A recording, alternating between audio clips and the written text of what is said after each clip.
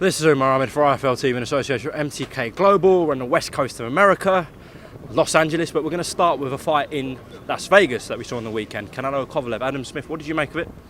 An interesting fight, wasn't it? I thought Kovalev did well at times behind his jab, but I always felt Canelo would break him down late. I think Kovalev was struggling at the weight. I always felt it was the right time for Canelo, but he took a little bit longer getting to him than I thought he would. And then, it was a dramatic finish, and that's what he'll be remembered for. You know, I think Canelo will go back down now. I can't see him talk of cruiserweight and all that. I don't think he'll stay anywhere near light heavyweight. I think he'll go back down. But he proved something. It was a dramatic knockout. It was a great finish, and in what was a sort of strange fight up to then, I thought. You know, both had their successes, but I think Canelo struggled a bit more than I thought he would. But he got the finish, and that's what the fans wanted to see, and that's why he's so special.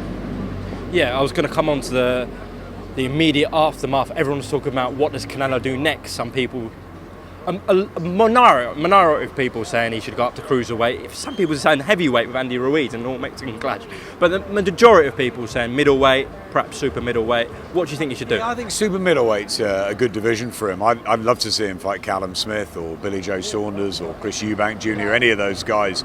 You know, around the middle super middleweight division, that's going to be his best. But you know, you take chances and challenges in this sport. You know, remember Roy Jones going up to heavyweight, jumping right up there to beat Ruiz, and you know, it's you never know with someone like Canelo. You know, maybe he could jump up even further. But I'd like to see him. I think he'd be at his best. I mean, I thought he was brilliant against Daniel Jacobs back in May, and yeah, I like to see him fight the big names around the super middleweight divisions, and you know, there's still Golovkin, of course, but I like to see Callum Smith. That's a big fight. We've also got Billy Joe Saunders, who defends his world title this Saturday night. Interesting fight, that one, isn't it? Him and Canelo. No, it is. Yeah, I like to see Billy Joe fight Canelo or Callum. I mean, you know, these are the matches we want to see, and certainly from a British perspective, I think that's really important that we get those. Big fan of Billy Joe Saunders. I think he's a wonderful fighter. It's great that he's under the Matchroom banner now. It's Callum's fighting in a couple of weeks, John Ryder, and then he's looking for a big day at Anfield. So one of those names it'd be great to see. But yeah, let's see what Billy Joe does here first on Saturday night. It's a huge night here, a huge event in LA, and it will give Billy Joe a different audience as well, a different demographic to perform in front of, and really looking forward to seeing him.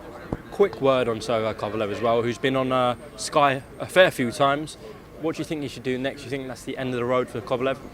It's up to him. It's not for us to tell fighters to retire. We saw Anthony Crott's last stand on Saturday night in Manchester. That's where we were, and Anthony just didn't look as though he knew. He looked as though he knew it was the end, and he struggled really to get going, and he was flat. And I think when fighters know, and you'd have to ask Sergey what he thinks of that. But I thought he was more competitive than.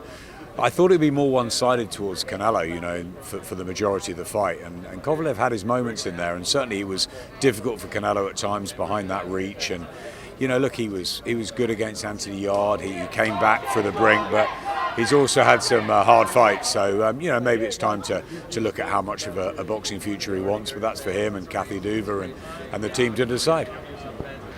Callum Smith, as you mentioned, there's a potential card with him at Anfield. Obviously, he's got to come through Ryder. But realistically, if it is Canelo, it's probably going to round up in Vegas. You can't really see Canelo come into the UK, can you? Probably not. I mean, Canelo is, Vegas is his home, really, and with the Mexican fans, obviously. But, he's a great guy, Canelo, and, he might look to travel and make a statement over in our side of the water. That would be great to see. Look, we want the fight to happen at Anfield. It's a great season for Liverpool, and winning the league, hopefully, he says as a Red, but would be brilliant. And Callum, topping the bill, maybe all the Smith brothers fight. You put David Price and Robbie Davis and all the other Liverpool fighters on the bill. It's a great one to have sort of end of May, beginning of June. So, but you need a big name, and I think Callum's got to fight Billy Joe Saunders or Chris Eubank or Canelo or Golovkin. It's got to be one of those.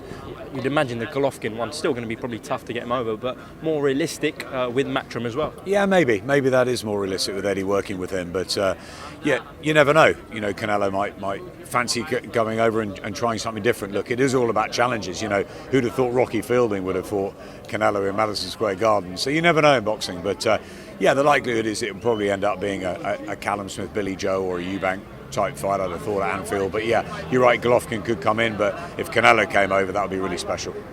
In terms of Sky international fights, you had Spence Porter, Golovkin Derevyanchenko, 2 excellent fights. A high-profile fight, obviously, in Canelo Kovalev. You've got Wilder, Ortiz, 2 coming up. So you must be delighted with, just in terms of the international aspect, that Sky have had recently. Yeah, absolutely. I mean, we were here about 3 or 4 weeks ago for the Spence Porter fight, which was one of the fights of the year. I think maybe Taylor Prograis beat that, a week and a bit ago.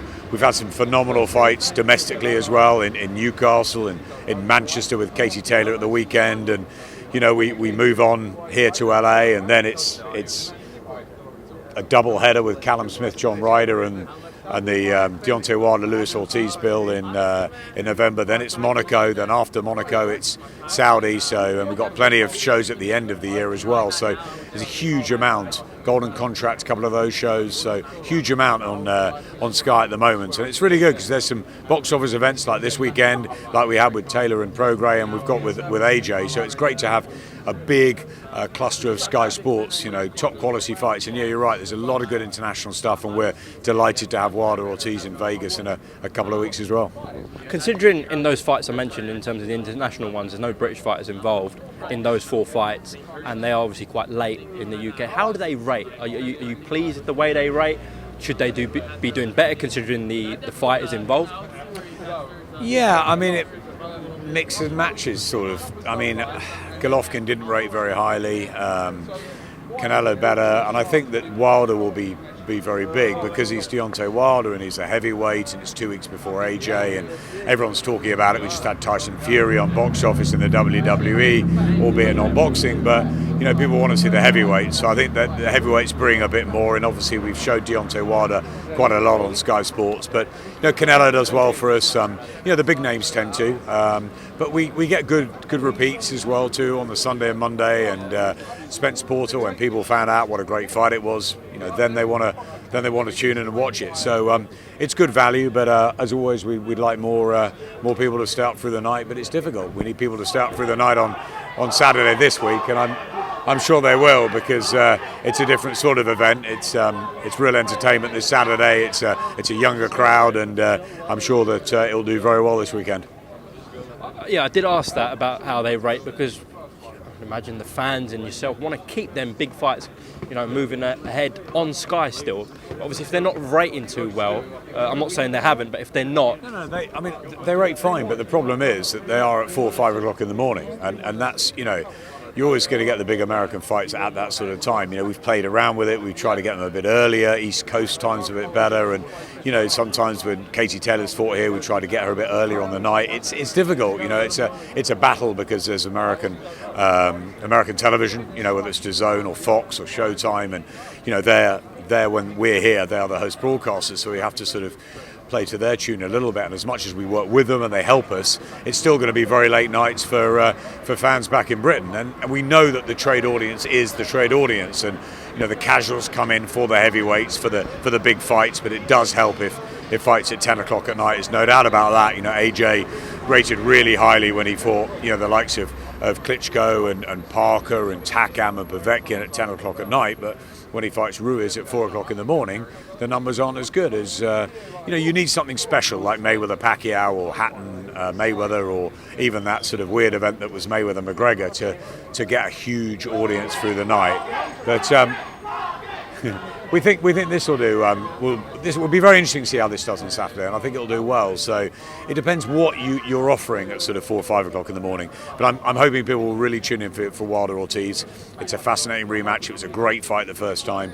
And then, of course, we've got AJ and Ruiz, the ultimate rematch of the year, and that's going to be, at prime time in the UK. So we'll expect a big turn up for that. Can we just get a quick clarification for people who want to watch Billy Joe Saunders and Devin Haney, but not perhaps the main event?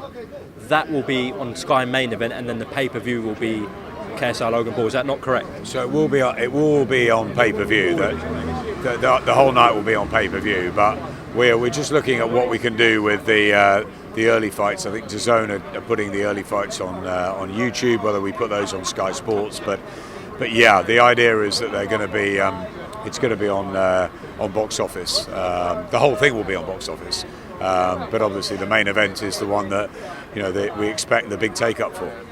How much discussion was there about putting Billy Joe and Devin Haney just for pure boxing fans on main event so they didn't have to pay for it? Well, obviously, Sky Sports subscribers are paying for their monthly, subscription. So, there is a payment for that anyway. In terms of the box office payment, I mean. Yeah, the box office payment. So, look, the box office. First of all, it's under £10. So it's a different type of event. We've looked at that and we price it as we thought it should be.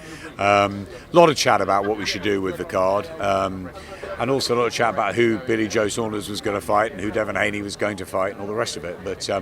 But ultimately, we want to make sure that people get value for money when they're paying for the box office. So that's important as well. So there's a lot of debate about it, but fundamentally, it's going to be a great night, and we hope people tune in and watch the whole thing from start to finish.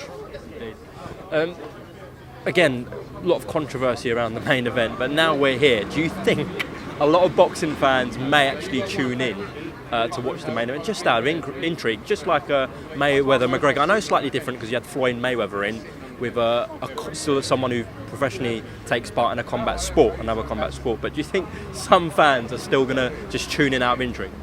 I think so, yeah. I think, look, it's a lot of hardcore trade fans are not happy that KSI and Logan Paul are topping a bill as novice pros.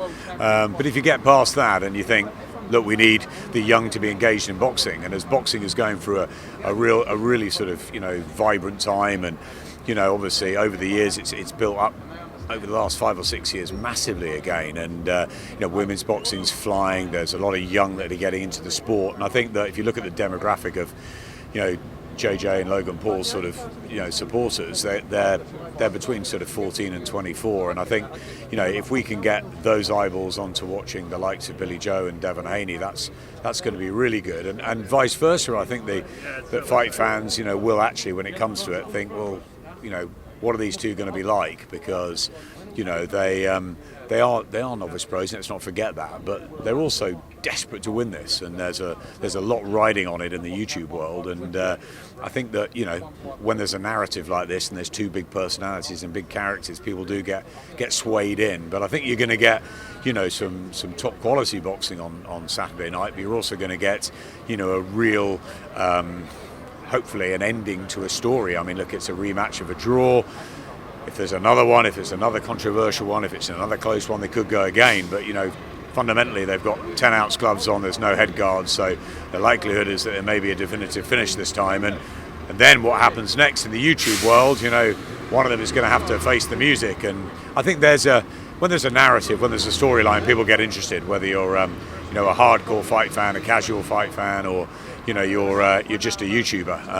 But I think the whole point of this, the whole exercise of it, is we're providing entertainment to a new demographic, to a world that is new, is vibrant. It's important to acknowledge that, as well as the domestic stuff we do, the next gen shows, the golden contracts, all the really good stuff we do back home, and the Your Calls and all that. This is very different. This is to a new market. This is to the kids. My kids are so excited about this because they're into the YouTube world and they want to know what happens. They're their heroes. They look up to the likes of Joe Weller, of KSI, of Ethan Payne, of all these guys. They look up to them, and they want to see how their guys do, and it's a different sort of idol. It's a different sort of fan base, but that's what it is, and we've got to, as a business, we've got to look at that and obviously react to it. And it's a bit of an experiment for everyone this weekend, but it's something we're looking forward to. And we've got a social team out here, we've got a boxing team out here. We're going to fuse the two together, and hopefully we're going to deliver a really good broadcast on Saturday night. say the experiment goes well and the numbers are good on box office, are you going to, in terms of Sky, be looking to put more YouTube cards on? I think it depends on what they are, and I think we have to look at it case by case, and we have to evaluate how Saturday night goes. I think DAZN, likewise, I'm sure they're keen on doing something different. Will Jake Paul be involved in the next one? Will Gibb is working with us, as is Joe Weller. Will he shout one of them out afterwards? And we could have all of that, and so it could lead on to another episode, another chapter. And look, if it's successful all around, there's no reason why it can't be done again.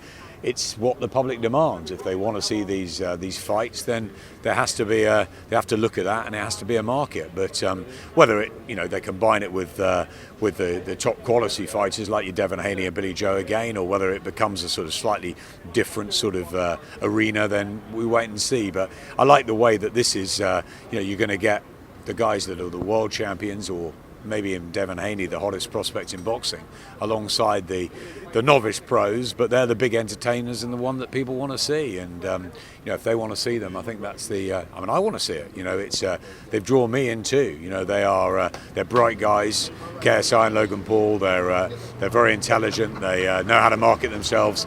They're terrific entertainers. Now we want to find out if they can fight. I mean, we've seen them before with the head guards and all that. Now now they're turning pro. So. Logan Paul tells us he's going to be heavyweight champion of the world. Let's see if he can win this fight. That's the most important thing for him. But look, if he wins and he carries on and has a couple more, then good luck. It's all entertainment. But all eyes are on what happens on Saturday, and we're going to enjoy the build-up. It's going to be a fun week. Talking about the heavyweight champion of the world, Andy Ruiz. There was a bit of a controversial video going around. Andy has kind of cleared it up, but when you first saw it, I'm sure you did on Twitter or on social media, what did you make of the video, Adam? We'll talk about the needle and the needle in the haystack. Listen, I don't know. Listen, I wait and see. There's so many rumours and things that swirl around social media. You've got to wait before things are cleared up, as Andy, as you said, has done. I'm sure everything's absolutely fine. We're looking forward to seeing him this week. I'm sure he's preparing more diligently than ever. He's had a longer camp. He wants to prove he can do it all over again. It's a huge fight for him. Everyone's talking about Anthony Joshua and whether he can come back, but for Andy Ruiz, if he wins this, and the world's his oyster. There's a unification with Deontay Wilder. There's a huge amount of money can be made in 2020. So I'm sure it's a fight he really wants to win. So it'll be interesting to catch up with him, and I'm sure it's nothing. Yeah, because he put it on his Instagram story, so I'm not saying he's doing anything, but if he was, he's not going to be broadcasting it to everyone. But I think some people are suggesting the fact that he's so comfortable around needles, and that there could be something in that, but listen, it's all hearsay, isn't it? Maybe there's something else, I don't know. Listen, let's wait and ultimately I'm sure there's absolutely nothing wrong. Everybody's preparing for December the 7th. I hear Andy Ruiz is in wonderful shape. I heard training has gone very well. Anthony Joshua is himself in Sheffield. So, let's not get involved in the rumour mill. It's fine. Both fighters are clean and we get on with it. Anthony Joshua, massive task. Just say he comes through it, just for this question. How keen are you going to be to look into getting back on Sky Box Office UK next year? Because it does seem like he perhaps might go back to America on DAZN. I'm sure there's already plans about that. For AJ, first of all, he's got to win the fight. Yeah, I mean, that's the only thing that matters to him. I mean, I think if he loses, and he loses, as dramatically as he did the first time, it's it's going to be tough. We'll bring him back in London, I'm sure, but it will be, he'll be thinking about. He told me on the global tour that even if he loses, he's going to fight another 5-10 years. There's no talk of retirement or anything. He really wants to fight, for a long time. So, there's other people that say if he loses again and loses twice in a row, that maybe he'll think again. He'll have made a huge amount of money, and there'll be other things he'll want to do. So I don't know. Look, ultimately he's got a fight to win. If he wins this, then he's right back up there, and you can talk about the Wilders and the Furies, and he regains his titles, and as Lennox Lewis did, he exacts revenge, and back he comes. But I think we have to wait and see what happens in Saudi. I'd like to see him fight back in Britain, but I'm really pleased that in Saudi it's going to be at UK prime time at 9 o'clock at night. So I'm pleased about that. But I think when we get back to to 2020. I'm sure he'll fight May or June in Britain again. We wanted this fight in Britain. It didn't happen. It's happened in Saudi. He's getting a lot of money for it, but I'm sure if he wins, he'll come back to Britain next. Very interesting that he told you if he does lose that rematch, obviously from a British point of view, we hope not, but if he does that, he will want to carry on for 5 to 10 years because these rumours about retirement are going around. Look, you know, you don't know how an individual's going to react until a fight happens. You know, obviously he was devastated when he lost in the Garden. You know, he had to think about sort of, you know, why that happened and how it happened, and obviously he took the rematch clause and wants to go straight back into the fire. So he believes that he can win the rematch. He believes that he's got the physical attributes to do it, and maybe he has. And you know, he could make this a fight like the Parker fight, and it could be, you know, a much more simple night's work than it was in the Garden. Having said that, immediate rematches can go the same way. And you know, Andy Ruiz may have the style that's always going to trouble Anthony Joshua. He'll certainly be buoyed and full of confidence. And look, there's all sorts of things that fly around. You and I know that. Look, you know, did Andy Ruiz party too much? Did he get late into camp? Well, he's had more training camp than he did last time. So he's going to be in better shape. AJ will be in better shape. So it could even be a better fight than it was in the Garden. But look, until the result happens, till December the 8th, no one knows how a fighter's going to feel. What he's saying now is that, you know, he's going to win the fight. But if he did lose, and if there was a second loss on the record, what he was basically implying to me is that he was going to carry on, that he wants to fight on, and that he's always talked about fighting for another sort of 8, 9, 10 years. You know, he's talked to fighting for a long time. You know, he's talked to fighting well into his 30s, to deep into his 30s. He keeps himself in phenomenal shape, fights a couple of times a year. There's no reason why he can't do that. But he'll have made a huge amount of money. So will he really want to go through that? And if he loses again, you know, what is there for him? Would he go back to fighting the likes of your sort of Manuel Charles, your Pulevs, that sort of level, Derek Chisora, you know, Dillian Whyte again. There's a lot of fights out there. It's a heavyweight division. You know, you've got Joe Joyce coming through, Daniel Dubois, Martin McCauley, you know, who's been sparring with AJ. You know, there's a load of fighters out there for him. But he'd have to go down a level probably if he loses to Andy Ruiz in dramatic fashion again. So you'll have to ask AJ that on December the 8th. But it's a fight, obviously, he believes he can win. He's the favourite in it. So if he regains his titles out in the desert, then that conversation won't be happening, because he'll be right back in the highest echelons of the heavyweight division. If he loses, then that's something that you and I and everyone else will be asking him then. The WBC have made some controversial decisions with the Devin Haney-Lomachenko situation. They made another one. Dillian Whyte is going to be mandatory in 2021 for that WBC belt. Tyson Fury is now mandatory for Deontay Wilder, the winner of Wilder-Ortiz. What do you make of that move by the WBC, Adam?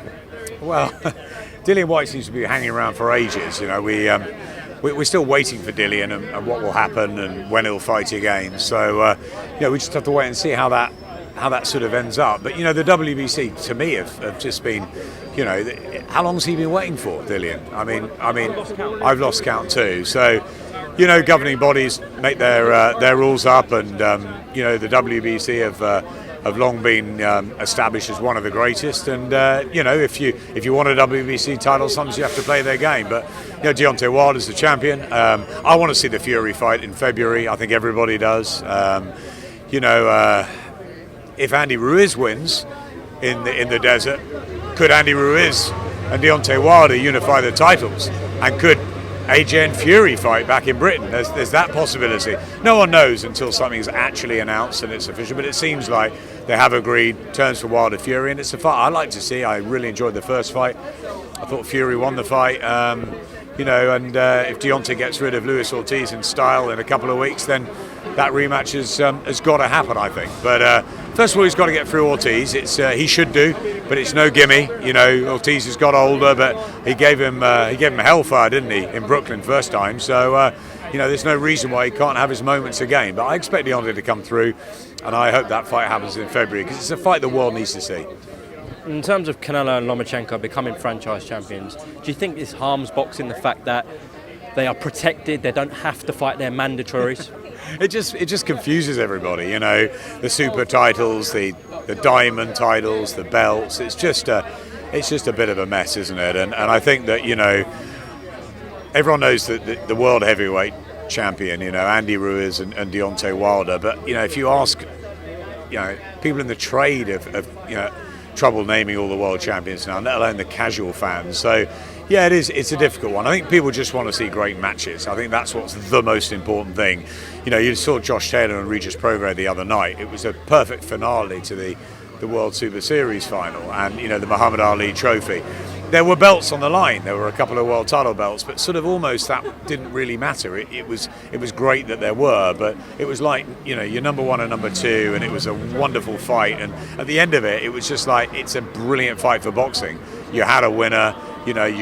Both of them, were fantastic in the way they came out of it. They had huge respect for each other. Regis Prograis was brilliant. A loss means nothing in the big scheme of things. He'll come again. There's rematches down the line. It was just a marvelous sort of night for boxing. And so sometimes I don't think it really matters, but then there is that sort of thing that every fighter wants to become a world champion. So sometimes it just makes it difficult. And governing bodies each have their own rules, and it's sometimes it's just very, very difficult to understand why things are happening like they are. But if you want to play the role and keep with your governing body, you've got to do it. You've got to take your mandatories. You've got to stick with it. It's just there's odd decisions like why Dillian was waiting for so long. Why it's I don't know. You explain to me. I can't. I definitely can't. I can't either. So you have to ask them that. Well, I think Mauricio did a recent interview and said he's confused himself. So if he's confused, God knows for the rest of us. Yeah, and then we saw what happened with Charlie Edwards at the O2, a few weeks ago, and the replay turned, and everyone saw the replay, and everyone saw the blow happening after after he was down on the floor, and suddenly it was sort of it was jury by replay as opposed to going away thinking about it, looking at it. But probably the best thing happened on the night, and it was dealt with, but it seemed just to happen on the spur of the moment. So Mauricio decided that night, and him and Charlie Giles, and they all got together, and suddenly it was all overturned, and it was a dramatic 10 minutes of television. So it's listen, the instant replays it is an interesting addition, and some of the things are good that they're bringing in, but all these belts, I'm not so sure. Okay, Adam Smith, thank you very much for your time in Los Angeles. We'll definitely catch up with you again during the week. It's been great talking to you. No problem at all.